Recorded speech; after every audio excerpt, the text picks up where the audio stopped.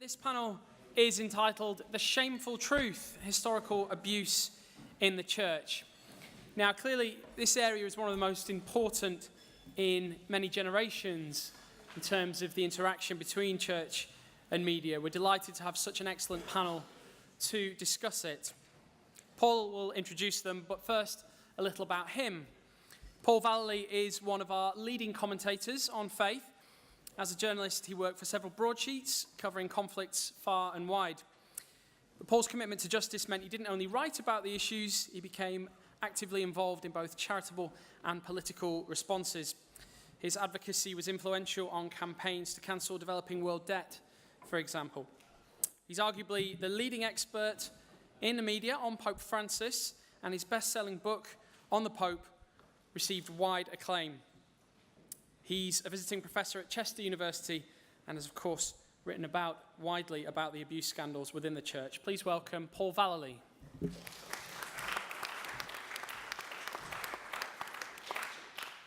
Thanks very much.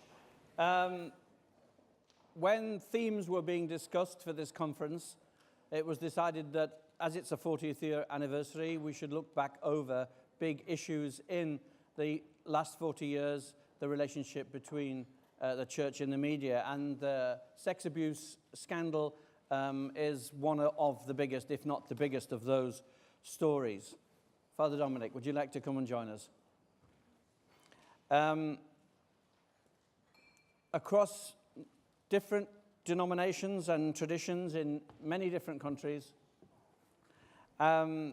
this heady mixture of sex, power, and secrecy has created an environment in which people were able to abuse others, sometimes for years at a time. And what we want to look at in this session is the way that the media has, in different channels, in the press, in broadcasting, and in film, reported those allegations and situations, and the way that the church has responded to the coverage. And to discuss it, I'm really pleased with this panel around me. They're a really top panel of experts. Next but one to me is Donald Findlater, who ran for many years the UK's only residential assessment and treatment centre for men accused of and convicted of child sex abuse. It was the Wolvercut team of the Lucy Faithfull Foundation, where he was Director of Research and Development for many years. He's got 20 years' experience in dealing with the abusers in a very direct way. He's now an independent safeguarding consultant. Next to me is Peter Saunders, the founder of the National Association for People Abused in Childhood, and he's a survivor of abuse himself by Catholic priests. He's a member of the Pope's Pontifical Commission for the Protection of Minors, although he's currently, quotes, on leave of absence after being too outspoken on this very issue, but we hope that he'll be returning to that soon. At the end, Ruth Gledhill was for 25 years or more the religious affairs correspondent of the Times, covered most of the big stories in this field, Catholic, Anglican, and the rest. She's the daughter of a vicar, and she now writes for Christian Today website. And finally, Father Dominic Allain is a priest in the Roman Catholic Diocese of Southwark, and he's the director of Grief to Grace, a Catholic ministry which seeks to offer spiritual and psychological help to sex abuse survivors.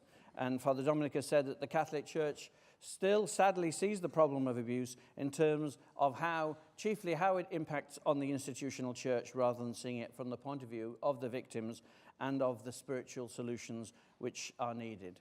So a really top panel, and I'm very grateful to you all for being with us. I'm going to divide our discussion today into four, and to introduce each section, I'm going to show a short clip from the Oscar-winning movie Spotlight about the Boston Globe's pioneering expose of priestly sex abuse in America in 2002, which very much set the ball rolling. And these clips will introduce different aspects of the problem. The first will show the perspective of the survivor, the second, the abuser, the third, of the journalists investigating the institutional church and its cover-up, and the fourth, the spiritual aftermath of that kind of abuse. And then I'm hoping at the end there'll be time for questions from the floor. So here's the first clip. It focuses on the victim, the survivor, and it shows the arrival of Phil Saviano of the organization SNAP, Survivors Network of those abused by priests, at the offices of the Boston Globe Spotlight team. So we'll see it, the first clip, please. Here to see Sasha Pfeiffer. Your name? Phil Saviano. Okay, just a minute. Copyright reasons couldn't see that clip. Phil, the survivor, describes the process of grooming. He speaks how the impact is not just physical abuse, it's spiritual abuse. He says the abuser robs you of your faith. He reveals the existence of church treatment centers for abuser priests. And the scene deals with the institutional cover-up by the church that it said goes right up to the Vatican. And we see here every aspect of what we're going to be discussing this morning: grooming, spiritual abuse, the treatment centers, the cover-up, and also at the end, the fact that the media knew about this and didn't do anything about it for a long time. So the media's not out of the dock on this. But the focus was on the survivor. So Peter, that's your perspective. How accurately did that portray your experience? Well, good morning, everyone. I have the privilege of knowing Phil Saviano personally, and it's quite surreal to be watching an Oscar-winning film that mentions so many people that I have heard speak in the flesh, so to speak, all of whom have got a huge amount of experience and a depth of knowledge about this subject that is far greater than my own, but most of them are over in the States, so you've got me instead. I think that Neil Huff, who portrays Phil in that clip, and who has become a huge supporter of survivors around the world, and particularly a huge supporter of the SNAP network, of which there are many thousands of members now across the world, but predominantly in the United States. I think the way that Phil speaks, and as I said, I've heard him speak in the flesh, I think he summed it up very well, that the abuse by anybody is the worst kind of news for a child. And there can be no worse abuse than when a parent abuses a child, and I would accept that completely. But I think a close second is when a child is abused by somebody purporting to be of God. And my experience is that many of the survivors of abuse that I have heard and spoken with over the years have had their faith in God completely torn away by those experiences. And if you are a Christian, as I am, then that is, in a sense, the worst thing that you can do, is to separate somebody from the love of God. Then there are others, and I include myself here, who have been fortunate enough to maintain a faith, and to maintain faith in a loving God. And I hope that I have that faith till the day that I die. But I completely understand people who challenge me to say, how can you believe when these men, or women, it's not just men who abuse, do such despicable things. And I think Father Dominic is absolutely right, that we have a history of the institution, and it isn't just the church as an institution, it's most institutions out there who will do everything to avoid tackling this issue.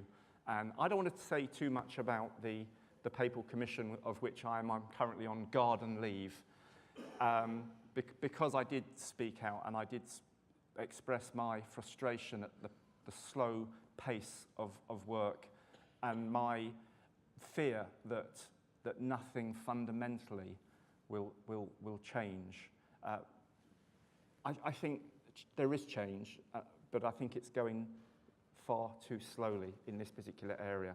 I mean, everybody now knows about, I hope most people know about the devastating impact that abuse of any kind and by any perpetrator has on the victim. And Phil, in that clip, refers to those who turn to the bottle, those who turn to the needle, those who self-harm in various ways, those who cannot hold a relationship down, and many of us who simply, deep, deep down, don't trust anybody.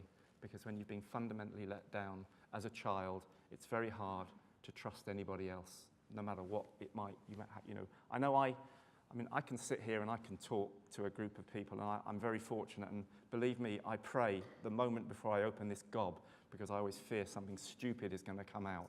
But most of the survivors that I've worked with over the years, and our charity NAPAC support on a daily basis, they could never sit and talk about this in the way that I have. So I think God must have a sense of humor, because he or she has given me the ability to talk about these issues. And many years ago, I'll shut up because I've had my time. Many years ago, when I was first setting the charity up, I was on 5 Live with Radio 5 Live on the BBC, and they had in another studio, they had a convicted child abuser, not a priest, just an abuser who had been convicted and imprisoned. And he was bold enough to speak about his offending. We weren't in the same studio that evening, but he said, a number of things that he said that struck me were, A, how easy it is to abuse children. Of course it is. They are putty in an adult's hands. Children rely on us completely for everything, most of all for love, protection and nurturing. So how easy it is to do that, how easy it is to spot a vulnerable child. And again, I go back to my experience at my school. I was abused by a non-blood family member, but I was also targeted by a couple of priests at my school. And most of the boys that went to my school had a good experience because they weren't targeted.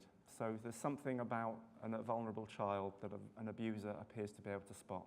And the other point that the convicted abuser mentioned, which I've never ever forgot, was one of the deterrents, well, the 2 main deterrents to abusing is, one, getting caught, because these are vile, nasty crimes that are committed behind closed doors, in silence, in secrecy, and the victim, by and large, is silenced in all sorts of ways. So the risk of being caught, or the threat of being caught and imprisoned, is huge.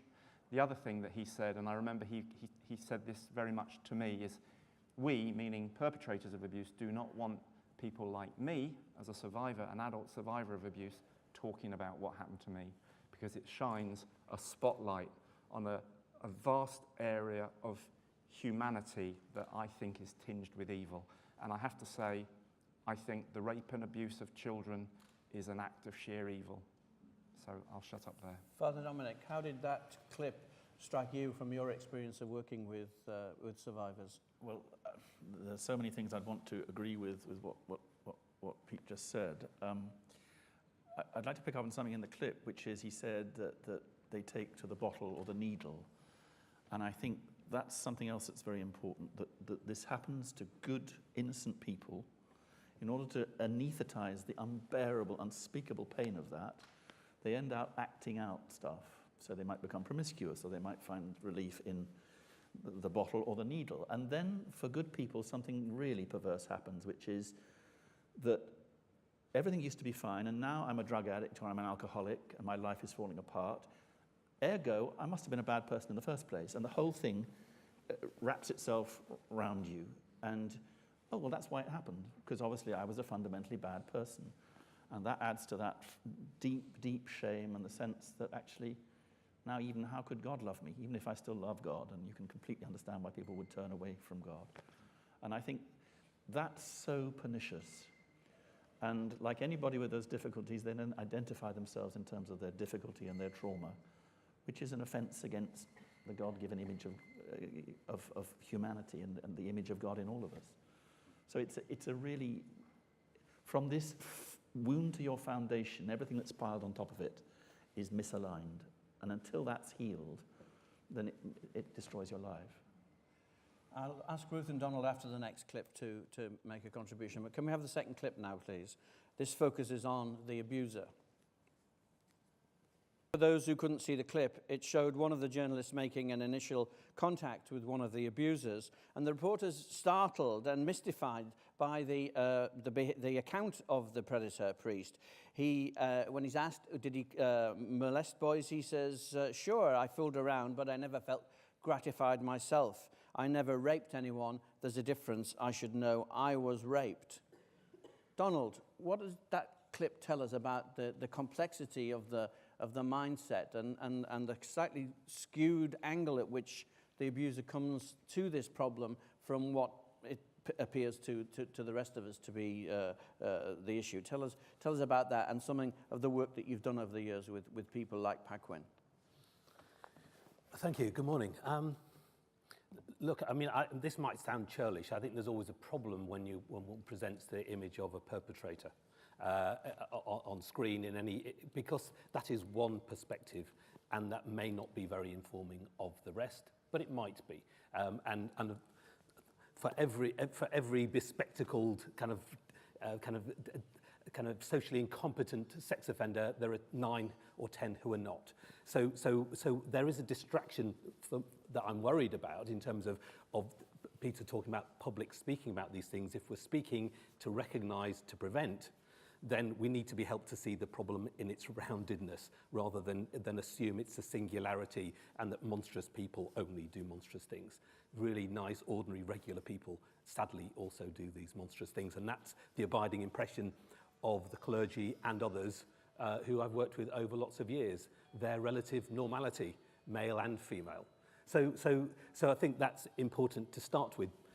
It also raises an issue that cropped up from the first clip, and I'll get back to what I'm supposed to say in a second, by the way, which was about perpetrators who may have experienced sexual abuse themselves. Now, sometimes they'll lie about that, and because that is an offering to excuse and explain that people might understand.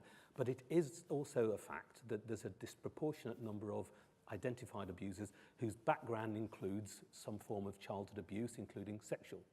That's not all of them. So being sexually abused is neither a sufficient nor a full explanation as to why people become perpetrators. But there is something in there that we do need to wrestle with. And we also need to think about what is the life we want this man on screen to lead now. But back to what I was asked about, the complexity of the perpetrators. Back in the mid-1980s, the kind of a remarkable kind of and continuing kind of expert in this field, David Finkelhor, just proposed a basic model to help us begin to understand the process of abuse, which gives us some clues. Not that they're all the same, but there's a process that they would typically follow. And that starts with developing a motivation to abuse. And I think what we've learnt over the years is that motivation has a number of kind of features to it, and we don't know what they all are yet, but including a blockage to adult relationships, which would be relatively typical for many perpetrators, an emotional congruence with children, because to be clear, most men that abuse, and many women who abuse, not that those numbers are the same, they're remarkably fewer women, they're not aiming to cause distress and harm, to cause pain and suffering. That may be a consequence of their behaviour, but that is not the intention of the behaviour for the most part. There are some exceptions, but that will be the case. So developing that motivation is important, and that motivation may have its roots in childhood, and it may evidence itself in adolescent years and then become part of a career, but it may also only surface in mid-30s, late 30s, 40s. And that is quite important to recognise. It's not that they all started out planning to abuse and they secured that destination, but some of them realise that possibility later on, and it comes on for some reason. So motivation is important, doesn't do the deed. The offender has to wrestle with their conscience, and we saw this man with his conscience. I didn't rape anybody. This was just fiddling around. And I would presume, in terms of how he explained the grooming process that we'd heard from the previous clip, the developing of the relationship with the child in order to secure the friendship, the closeness, the kind of the slightly besmirched agendas, the privacy, the secrecy, and to separate a child from a parent. So the grooming process that we can see with children. And abusers, I remember, if I talk of Fred, who was a clergy abuser, he ran the boxing club. He was a fairly stout fellow. You wouldn't have spotted him with large kind of spectacles and looking very diminutive. He ran the boxing club and was abusing within that context. David, and he would say to himself that these are little friends, and I'm helping them to develop their manhood, and sexuality was part of that manhood. David, who was another religious leader, not a priest, was very clear. I was abusing children at kind of 18 months, 2 years old, because they would never, they won't remember what happened, so it does them no harm. So again, this kind of distorted thinking that justifies and allows and minimizes. Others, in terms of using priesthood, Pat, I remember distinctly, was out on the mission field, very tall, very kind of, very elegant man, and he was very clear about having developed a sexual interest in children and gone to the authorities, who told him to pray about it. Unfortunately, prayer didn't stop it, his interest, and then he went on to abuse. But as far as he was concerned, he'd offered himself to the authorities to say, this is my problem, and they'd not done anything about it that worked. And if he thinks he prayed with sincerity and God didn't take the thoughts away, therefore maybe it was okay with God that he did it. And he was doing so much good in the communities he was working with, then maybe this little bit back was something that helped him continue to do good and gave him the appetite for doing even more good. And surely if God was cross with him for any harm he was doing, then God wouldn't bless the work that he was doing that he could see in front of his eyes. So abusers take what's around them to give them succor, including twisting their faith. David, the man that I've mentioned, would say, in a way, all things work together for good to those who love God. Therefore, therefore the survivors need to take what's done and make it work for good. And therefore I don't have any responsibility to constrain my behavior. And if God was cross with me, he'd have done something different. If the church authorities were cross with me, they wouldn't have allowed this to happen going forward. So treatment then is about grappling with all that twisted thinking, those minimizations and justifications. It's also about dealing with sexual fantasy. And I think the church, and the Catholic Church in particular, has an issue with that. When I moved from Wolvercote Clinic to managing Our Lady of Victory Trust, we had a big struggle with the church authorities to engage with that very agenda, how to help men manage their sexual fantasy, including their deviant sexual fantasy.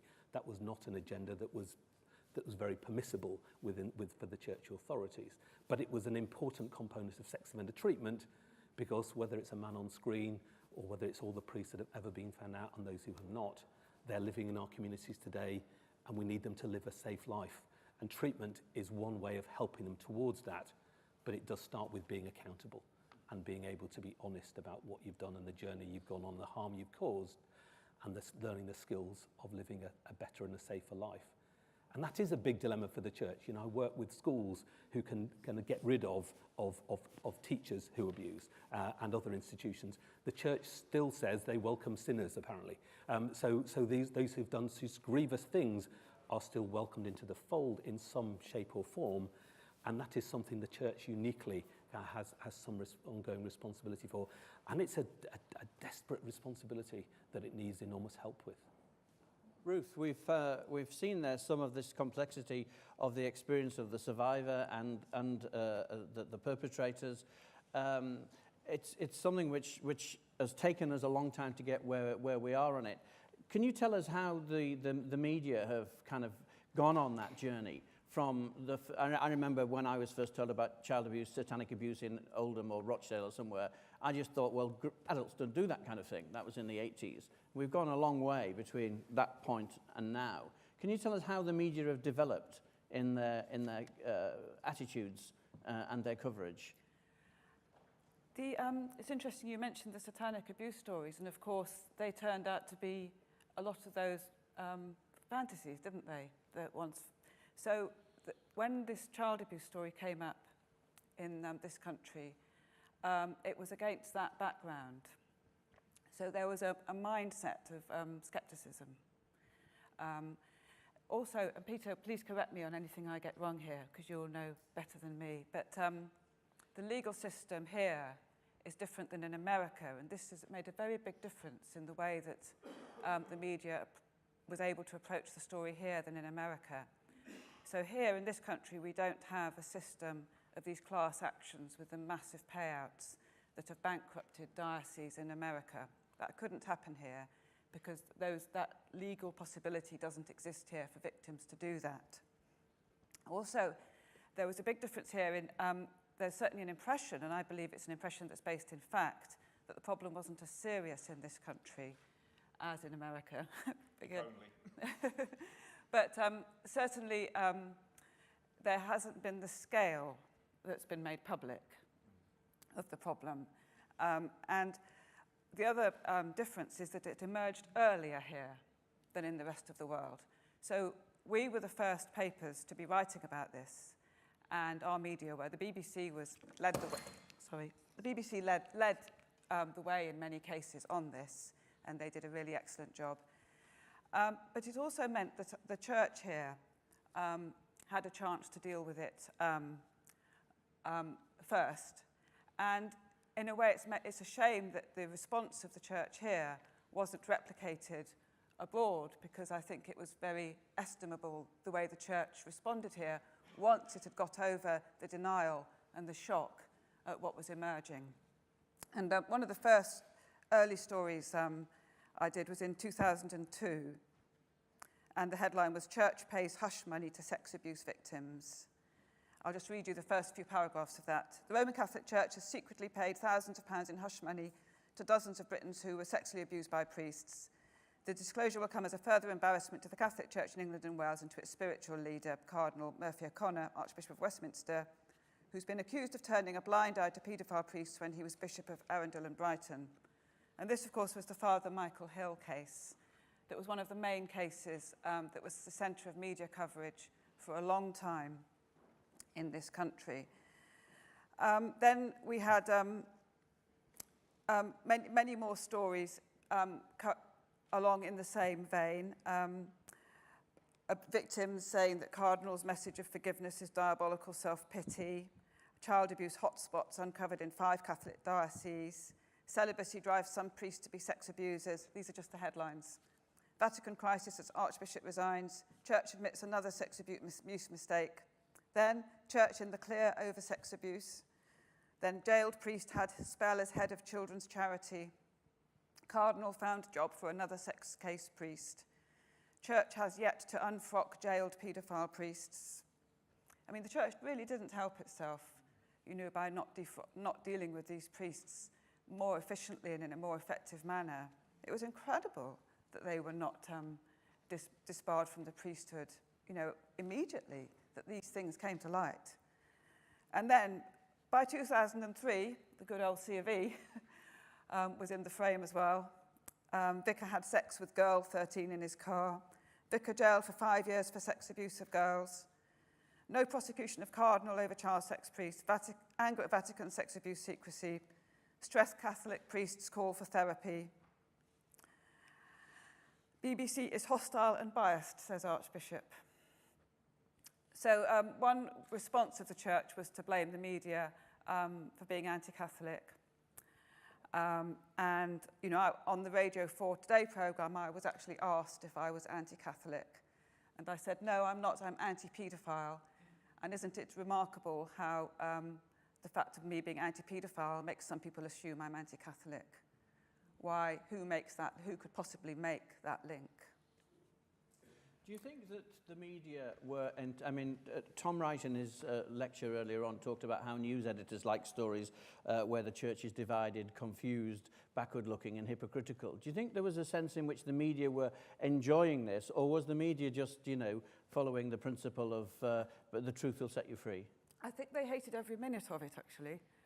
It wasn't fun for the media. It was absolutely horrible. I don't want to be... journalists are not the victims in these stories. The victims are the victims. But it is not, there's nothing at all which the media relishes or likes or enjoys in any way about reporting these kinds of stories. It's a duty, not a pleasure, to do this. It's a duty, it's in the public interest, and it's important that these things became known.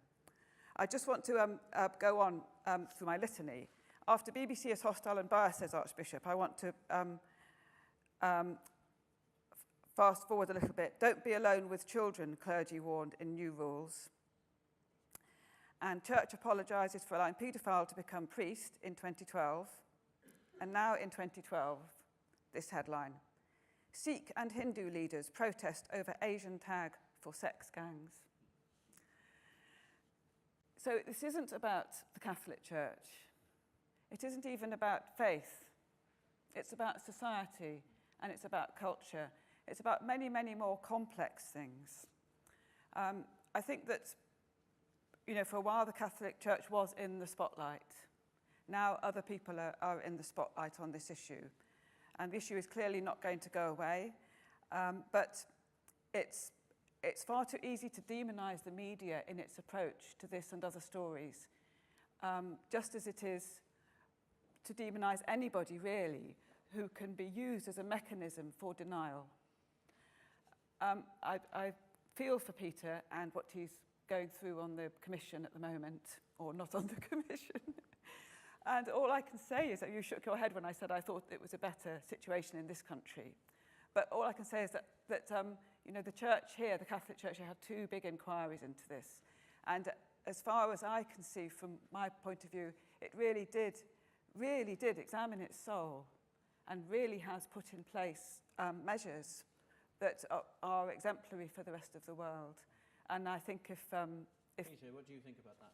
Well, yeah, you're right. There were 2 major pieces of work done, and the systems, the policies, the procedures in place are gold standard, I think the word is.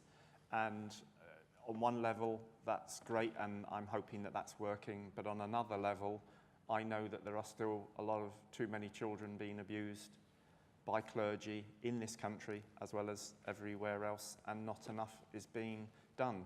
And even now, children are being abused by clergy. Absolutely, sadly, yes. And I think another point to mention that Ruth, I think, touched on very well was about this, and I do a lot of media, as some of you may know. I do a lot of media. And a common theme, because I sometimes say, why in God's name are you having me back? Because I say the same old thing every time. You know, don't hurt kids, support survivors, let's get to grips with this dreadful, dreadful issue. And so many journalists have said to me over the years, but Pete, this isn't just about a news story. This is about how we've let children down in a very fundamental way for generations. And I've got kids, or my brother has kids, or I've got godchildren. You know, it really is more than just something for the headlines. And I think there is a genuine, although we don't air it very often and very well, there is a genuine sort of feeling rumbling up that we've got to do something about this issue, because it's been around. I want to move on now to the third clip, and I'll bring you in, Donald, after it. This is a clip about the institutional church and its response. And before you see it, you need to know it mentions Cardinal Law, who was then the Archbishop of Boston, and a Father Geoghegan, who was an abuser priest, whose behaviour was covered up by Cardinal Law. So can we have the third clip, please?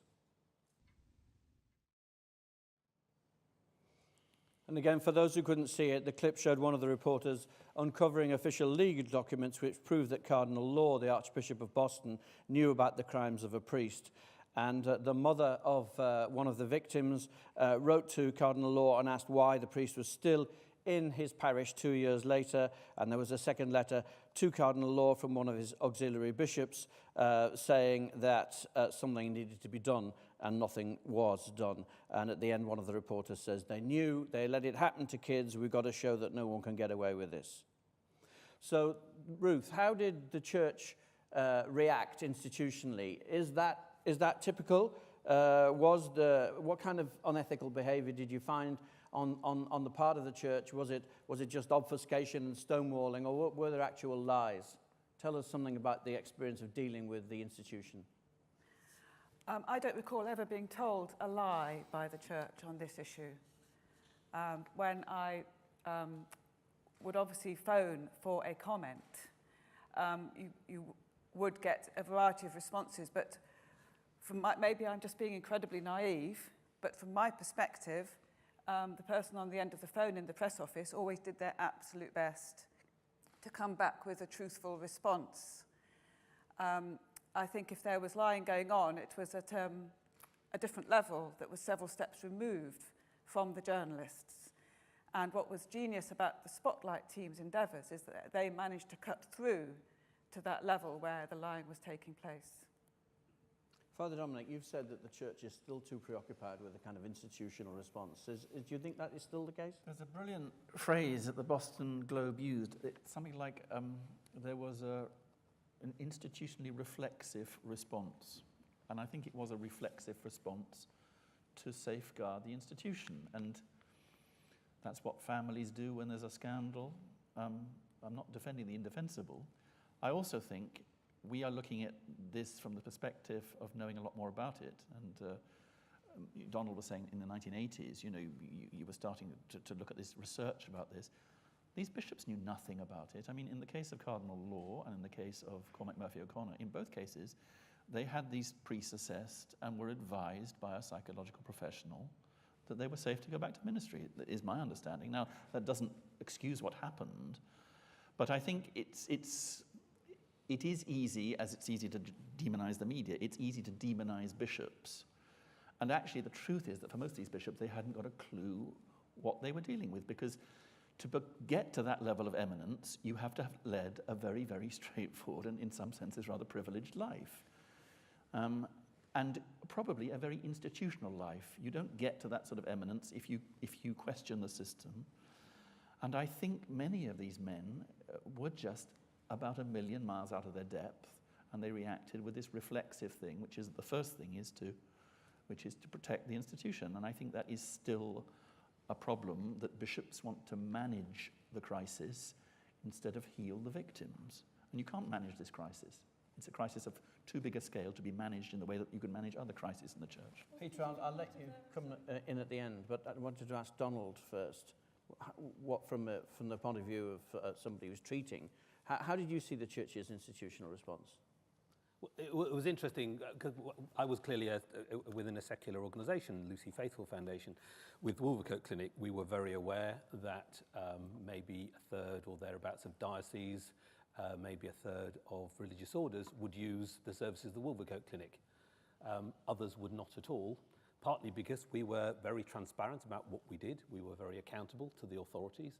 Therefore, if crimes were acknowledged or admitted, then that information wasn't going to stay with us and with the church. That would also going to be shared with the statutory agencies if that's to do with crimes or children at risk.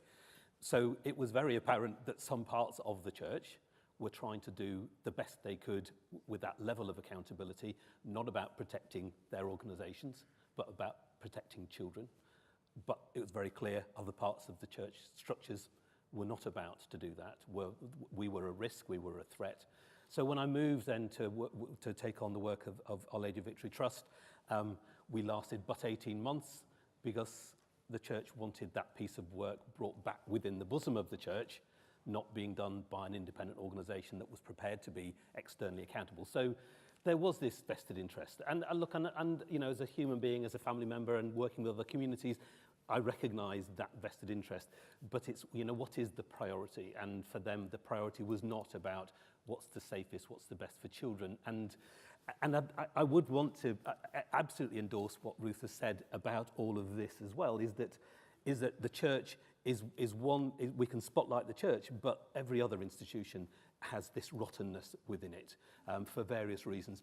Another remarkable documentary was to do with the independent school sector some years ago, and about how that environment protects itself first and children very second. So, and I think we can go around the world looking at these problems and recognise that to be the case.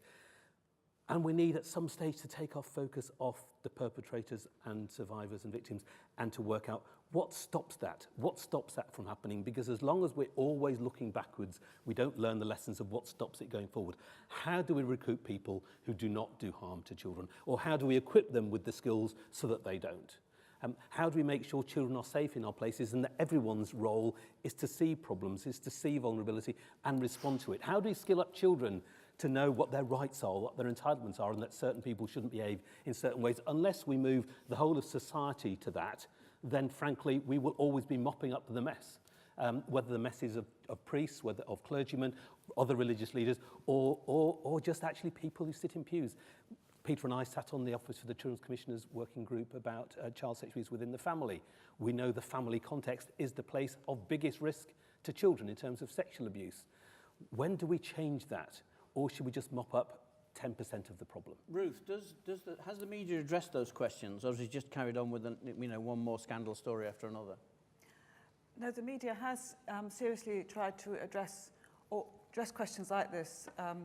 You know, whenever the story's in the headlines, a story of sex abuse, as we're seeing at the moment in the north, and the Watchtower gang's not connected at all with the Catholic Church, or with any church, then the media does invite people to address these questions and to look at the causes. And the media is as desperate as anybody is to be able to build a society where children are protected and are safeguarded, and where this does not happen.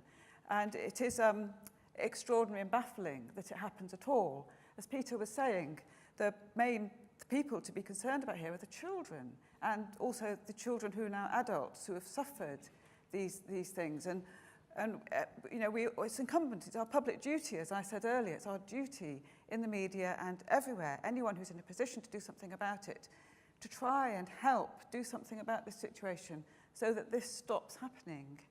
It's not a problem for the church as much as it's a problem for the whole of society. I want to move on to the last clip now, because it takes us into that area. I know Peter and Father Dominic want to speak, but I'll ask them after this clip. It's the fourth clip. This looks at it from the point of view of the impact of all of this on the reporters and the spiritual impact it had on them.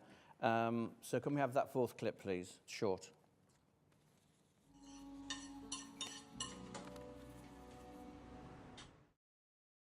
For those who couldn't see it, the last short clip showed two journalists revealing the impact that the investigation had had on them, personally, psychologically, spiritually. The female reporter stops going to church with her nana. The male reporter talks about how he'd hoped to go back to church and now he couldn't, something had cracked. So, Father Dominic, the spiritual impact of abuse is across the board. It's not just on the survivors, the victims. It's not just on the parents. It's not just on innocent priests who get tarred with the brush. Abuse kind of taints everybody, doesn't it? And it impacts on them. Tell us something about the range of reactions that people have to abuse, and a bit about the work you do trying to heal people spiritually. Well, what was very apparent in that clip was the anger that the journalist had. And I think anger is in the case of abuse, in many cases, is a very righteous anger. It's the anger that prompts us to say something deeply wrong and scandalous is happening here. And it's another problem for the church, that the church sees the anger as aggression, and instead of sort of, as it were, accepting that because of what's happened, it has to take that anger. Again, it wants to try and manage it or deflect it or say, well, it wasn't everybody. And actually, for the healing of victims, we just have to stand in the breach and say, yeah, you have every right to be angry, which is actually what happens as part of our course. So that often the first reaction when someone comes on this 5-day program is to see a priest in a collar and say, I didn't know there'd be priests here. And they say, what right have you got to be involved in healing? And the other people in the group, particularly if they're still practicing their faith, will want to go into a theological discussion or a rationalization and say, well, it's not all priests, or you're more likely to get abused in your family statistically, and so forth. But we don't do that. We just say, yeah, a priest really hurt you. We actually would invite them to go and communicate to somebody and say, the church really hurt me. And it sounds slightly trite, but that's actually what many people who have great anger are looking for. It seems like they want to destroy the church or they hate the church, but the deepest wound, and Peter touched on this, is actually that they love the church. And it's been my experience over and over again, in the States, where we have quite high numbers of people who have been abused by clergy coming on our courses, that at the point in this 5 days where they are allowed to let go and grieve, the person they turn to is the priest, because he was the figure of love and authority. And that's why it's such a hideous wound. And that's why you're also caught in this paradox, which is the very thing I loved and trusted has become the thing I can't go near. Now, as a pastor, I'm sort of thinking, well, there's these lapsed Catholics, and there's this lady who doesn't go to a Catholic church anymore, and she goes to the Pentecostalists, and she's outraged at the Catholic Church. That was my initial reaction. I said, no, if you get bitten by a dog, all dogs are scary. So it's no good trying to rationalize in those terms. We have to accept that actually anger is an appropriate and right reaction to what's happened, and that someone who is angry with the church is much better than someone who is indifferent towards it, and that anger is a stage of grief, that the anger expresses an incredibly deep grief, which is this place that was a place of nurture, of spiritual healing, the source of the sacraments, has become a no-go zone because of someone who represented it. So it needs those who represent it to apologize, but more than that, to say that actually we now get why you're so angry, and we have absolute compassion for you, and our priority is to heal you. Somebody told me, someone who was on the Vatican delegation when Pope Benedict went to Sydney, and there was a big child abuse scandal when he arrived in Sydney. Somebody said to me, very simply, do you know what Pope Benedict does when he meets with the victims of abuse? So I said, no. He weeps with them, is what the answer was. And that, to me, is where the church's response has to start. The deepest wound is a spiritual one. It's not just your psyche, it's a spiritual one, which is why the gospel says this is one of the sins that mean you should take a millstone and drown yourself. What is Jesus saying in that? He is saying that this obscures the vision of God for you. And we use the word scandal, which in the gospel we also use for the crucifixion. That's the scandal at the heart of our faith. A scandal is something where you don't think God can possibly be, and yet actually he's alongside. And that, for our program, is the kind of deepest objective of healing. That by using the techniques of psychology to allow people to confront their fears, their anger, their grief, we then journey through the Paschal mystery. We take them through the passion of Jesus and encourage them to share what they've suffered as Jesus suffers on the cross, to bury it with Jesus in the tomb, to realize that actually the heart of this wound was, where was God in this? How can there be a good God? How can there be a universe that's safe if God was somehow absent? And we try and show them the heart of the Christian faith, which actually that Jesus is alongside suffering in solidarity. We had a seminarian, actually a priest in training, who did our course, and at the end of it he said, I never realized that Jesus had been abused. We don't couch it in those terms, but Jesus' experience was of being brutalized, humiliated, betrayed, stripped naked, disgraced. So that in spiritual terms, the only real healing that comes from that, I would say, comes from the gospel. So that we've done a terrible thing if we have alienated people from the church. And the last thing I'd say, and it's all very spiritual, and I want to emphasize that the psychological has an enormous role to play in healing as well, but I would say the deepest wound is spiritual. St. Ambrose has a beautiful quotation. He says, you can see the whole of the church in the soul of one person. The abuse crisis isn't over in the church, as far as I'm concerned, because we put measures in place to safeguard, because we pay compensation, because we get people counseling, important though all those things are. The abuse crisis is over when the last victim has been healed. Thank you. I'm afraid we've run out of time for questions. I do want to leave the last word with Peter, though. I apologise to Ruth and Donald for not giving them a chance. But Peter, just a couple of minutes, and okay. How would you sum this up? I could talk for a couple of hours, actually. Yeah. You'll be pleased to know it's a couple of minutes. And Ruth is right. It is a societal humanitarian problem, the abuse of children. But to be very specific about my church, the Catholic Church, and friends of mine who are accused of wanting to hurt the church or destroy the church will often remind their questioner that we are the church, actually. The church isn't just the men in the clerical outfits or the men in the Vatican or the women. It is the body of Christ, the people. And specifically, I would commend to you, watch Spotlight if you haven't seen it before. It is a brilliant film. I had lunch with Sasha Pfeiffer and Michael Resendez, who are the two characters that you just saw speaking in the clip, who, as well as being very decent people, also informed me that some of the content of the film didn't actually happen, but that always there's a bit of, is it called poetic license, is used to spice things up a little bit. But the basis of the film was true to the facts. What I would say is read a book called Whistle by Tom Doyle. Tom Doyle is a Dominican priest who spent 11 years in the Vatican Embassy in Washington, D.C. in the 1980s.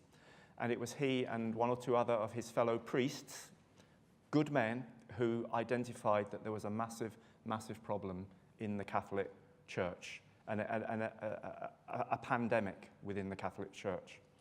And he alerted a number of people, including the then Archbishop, or he may have been a bishop, Bernard Law, who was very much supportive of the report that Tom and some of his fellow priests and a lawyer, I think, put together, because they anticipated the trouble that was brewing if the church continued to suppress and deny these issues, and predicted that the church in the United States would be financially decimated within decades if they didn't respond to the many, many issues of abusive priests and clergy in their ranks. Bernard Law initially was very supportive of this, and then, in an instant, and I suspect after a phone call to his boss, whoever his boss might be, he withdrew his support. And what Tom and others predicted has come to pass, which is exactly, again, what Ruth said, that dioceses across the United States have been bankrupted, decimated. And funnily enough, I'm going to finish with the words of Pope Francis, when he became Pope. And I've had the privilege of meeting Francis on a couple of occasions, but he did refer to making the church for the poor and a poor church. And I have no problem with dioceses and parishes and people being reduced to nothing, because Jesus preached love. He didn't preach building an edifice and an institution that became self-serving. He said, love one another, and whatever you do, don't hurt kids. Thanks very much.